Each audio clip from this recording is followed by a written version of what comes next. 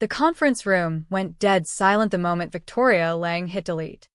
The master compliance checklist, the one that had anchored every ISO audit for the last decade, vanished from the massive screen with a soft chime. Victoria smiled that polished, razor-sharp smile, her white blazer crisp under the fluorescent lights. "Goodbye to the old clutter," she said, voice carrying like she was unveiling the future instead of erasing the past. No one spoke. Not the legal team in the back. Not the risk officers shifting uncomfortably. Not even the auditor liaison who'd flown in from Atlanta. I sat in the back right corner. Leather binder unopened on the table in front of me. My pulse steady for the first time in weeks. Laura Bennett, Records and Compliance Lead at Meridian Dynamics, a mid-sized medical device manufacturer headquartered outside Chicago. 15 years I'd spent building what they all called the paper fortress. Every protocol deviation, every VP sign-off, every vendor waiver traced in wet ink and cross-indexed twice. They mocked the binders until the auditors came knocking. It started 6 months earlier when the org chart shifted and Victoria Lang arrived from a flashy West Coast consultancy. Prada heels clicking across the marble lobby. Python scripts ready on her laptop. Promises of zero paper resilience and real-time dashboards that lit up like slot machines. I'd seen her type before, executives who digitized everything in record time. Posted LinkedIn victory laps. Then left when the audits exposed gaps. But Meridian remembered only the glamour shots and buzzwords. The first day she walked into my records room, flanked by consultants in skinny ties and an intern clutching a tablet. She surveyed the floor-to-ceiling cabinets like they were archaeological relics. "Laura," she said, not asking, "This is impressive in its own way." Her smile never touched her eyes. I wiped a toner smudge from my hand and nodded. "It's traceable. We've passed every ISO renewal without a single corrective action." She chuckled softly. "Adorable. But we're bringing Meridian into 2025. Cloud syncs, AI audit prep, automated version control. No more analog bottlenecks." I didn't argue. I never did in those first meetings. Let them underestimate. I started printing duplicates that night, clean sets for their shiny new Harmony portal. Originals locked in my fireproof cabinet with handwritten checksums and timestamps. I even embedded a personal cipher in the margins, a holdover from the 2018 supplier scandal that nearly sank us. Shiny fails when servers restructure mid-audit. Paper doesn't. By the quarterly leadership sync. Victoria was pacing the room in her signature white blazer, clicking through slides of candy-colored dashboards. "We've been held back by outdated methods," she declared, lingering on the word bones with a slight sneer when her slide showed a stock photo of someone buried in file folders. My department was labeled an analog bottleneck on slide 7. When I raised my hand calmly to note that paper logs carried verified original revision histories required by ISO, she smiled like I was a child showing off a finger painting. "It's 2025. Laura. Trust the system." That night, I reactivated my emergency binder protocol from the old days. Every checklist from the past 8 years printed, time-stamped by hand, scanned in triplicate, one office, one off-site safe deposit, one unmarked lockbox. I documented each upload, each deletion they made in the new system. Bryce, the lead consultant, laughed when he saw my binders. "Still using those? Retro." I stared back. "You trust shared drives with single-factor auth?" He thought I was joking. The deletions accelerated. Folders vanished overnight. Historical copies purged without chain of custody logs. Every time Bryce renamed a file or overwrote a deviation note, I logged it manually, time, user, before and after screenshots printed and sealed. Signatures from executives long gone. The kind auditors salivate over when inconsistencies surface. Victoria called the new structure cleaner, faster, audit-ready. I nodded and asked if she wanted the legacy protocols shredded. Those can go, she waved dismissively. I took the originals home instead. Laminated key pages. Tucked the 2017 vendor checklist with 5 missed deviations into my red emergency binder. The next morning I backed up everything to an offline USB in the server room's thermal label desktop. Then hid the drive in facilities under HVAC vendor protocols, no network trace. No inventory hit. I wasn't paranoid. I was deliberate. Victoria thought she was decluttering. She was walking into a minefield of her own deletions. Tension thickened over the following weeks like humidity before a storm. The new Harmony portal looked pristine, glowing checkmarks, automated compliance flows, AI flagging anomalies in real time. Executives oohed at the dashboards during all hands. But I noticed the gaps immediately.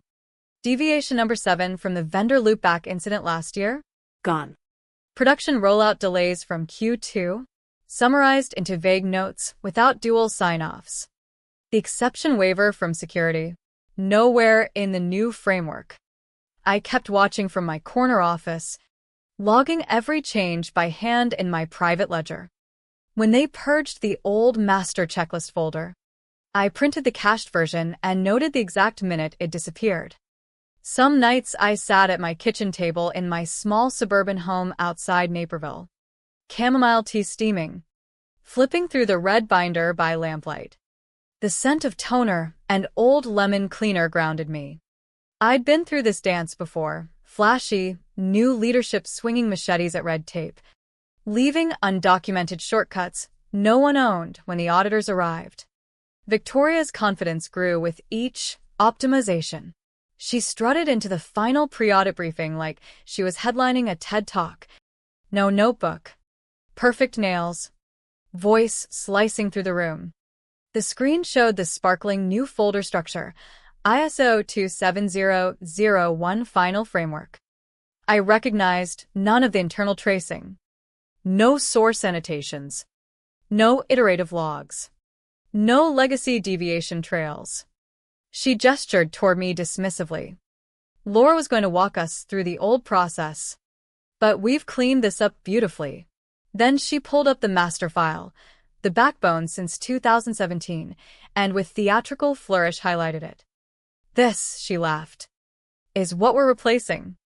No offense, Laura, but this thing is older than my grad school notes. A few nervous chuckles rippled. She hit delete. The file vanished. The chime echoed. I closed my laptop slowly. The sound of the lid clicking shut cut through the chuckles like a period at the end of a sentence.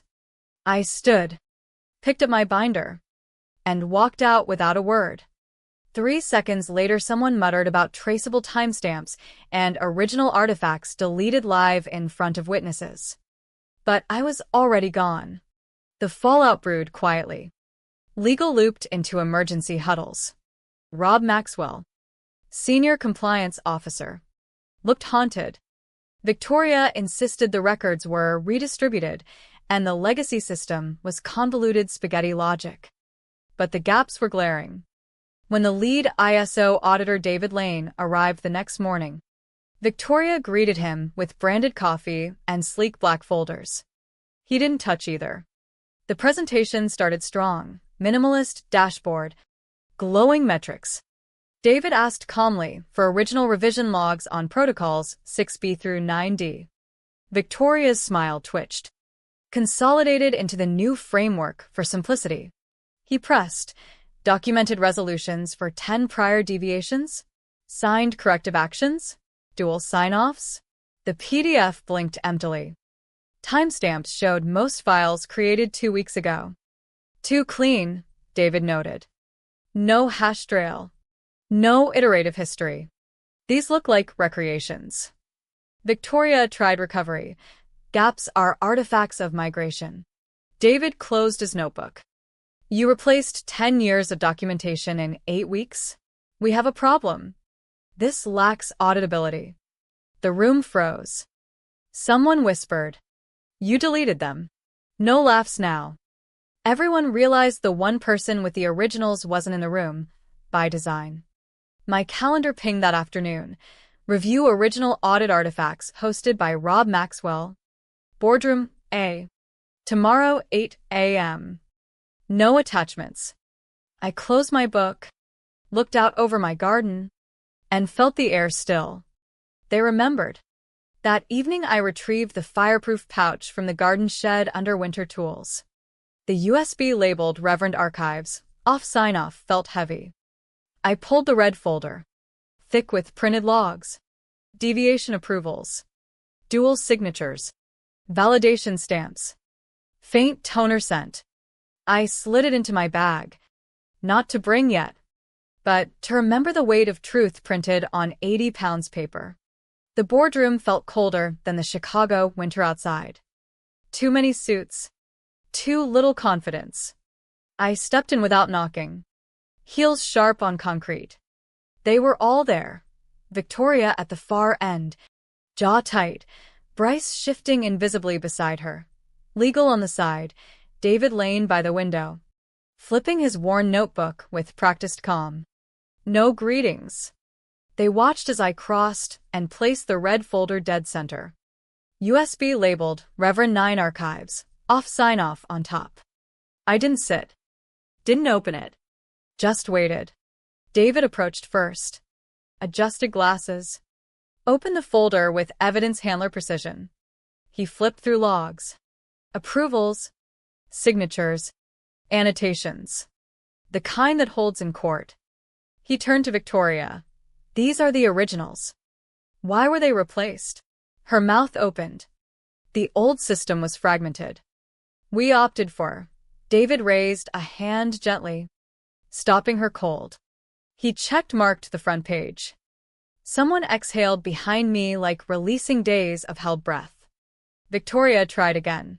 We streamlined the workflow. He cut her off softly. You destroyed the audit chain. Silence swallowed the room. Legal stayed mute.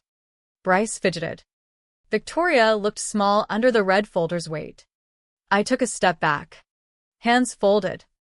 Not angry. Not smug. Done. I'd restored what ego broke. They could have asked any time. They didn't. The room belonged to the truth now. By noon, the audit status was provisionally non-compliant pending accountability review. David's language hit like velvet over steel. My originals were scanned, verified, accepted as the sole valid trail. The deletion, witnessed, time-stamped, performed with a grin during pre-audit, triggered ISO Clause 7.1.3, intentional documentation breach. Victoria's name quietly vanished from approval chains. An emergency memo circulated sterilely. Rob approached me cautiously. We need the full restoration. Hierarchy. Logs. Can you help rebuild? I didn't answer immediately. Ran thumb along the folder edge. I'll do it. But one condition. Independent custodianship. Separate from finance/IT/legal. Direct line to internal risk. In writing. He didn't hesitate. Done. Without me. No path forward. The $10 million contract hung on renewal. Recreating my structure from scratch would chase ghosts for months. I handed him the laminated remediation map. They reactivated legacy partitions, reopened file-based controls, redlined new clauses reflecting Victoria's failures. As sun set behind smoked glass, I walked halls like a remembered ghost. Former laughers now whispered thanks. I needed none. Just a locked drawer with my key. The final compliance call was over secure video. Silence heavy as courtroom. David Lane's centered screen. ISO logo behind him. Spartan background. No distractions. He clicked to the last slide. Process approval trail deleted during briefing. Stark white text on black. He looked across squares. Who deleted the evidence for a $10 million certification? No one spoke. Victoria stared from her home office, unread leadership books behind her. David didn't repeat. He turned to me. Laura Bennett, will you serve as accountable custodian for this remediation cycle and future trails? I nodded once. Clarity, not pride. I'd been doing the job. Now official. David marked notes. Certification approved conditional on governance clause 14A5. No deletions without dual sign-off from documentation lead. Effective immediately. Call ended.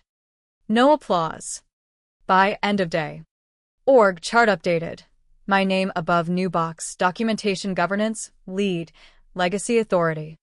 Brass plaque appeared outside my door by facilities. No ceremony. I walked past it with coffee and red folder. Filed originals. Sat under buzzing lights. Someone reheated soup down the hall. I smiled faintly once. Opened new log sheet. Victoria was removed quietly. No press. The company stabilized.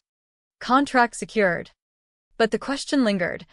How many more flashy overhauls would erase history before someone remembered quiet competence? I started restoration next morning. Patience. Ink that doesn't fade. Protocols standing when dashboards fail. Control from endurance, not title. The red binders sat on my desk. Labeled Custodian, Laura Bennett. Independent. Non-negotiable. Months later, the office hummed differently. Dashboards still glowed but now required my dual sign-off for any archival change. New hires learned the hybrid system, digital convenience anchored by paper truth. Victoria moved on. LinkedIn showed her next transformation gig. We never spoke again. One afternoon, Rob stopped by. The auditors praised the restored trail. Said it's rare to see this level. I nodded, thumbing the binder edge. It was always there. In my garden that evening. Tea in hand. Cedar incense burning. I reflected. Hubris deletes what patience preserves. Arrogance assumes shiny replaces substance until audit reveals the void. The moral haunts. In boardrooms chasing metrics. Who safeguards the signed ink? The deviation notes. The quiet power holding empires from collapse? Meridian passed renewal cleanly. The $10 million contract renewed. But I kept the emergency binder updated. One never knows when the next polished executive arrives promising the future by erasing the past. The story ends not in triumph, but quiet vigilance. What records are you trusting today that tomorrow's dashboard might delete with a click? And who in your organization still keeps the originals?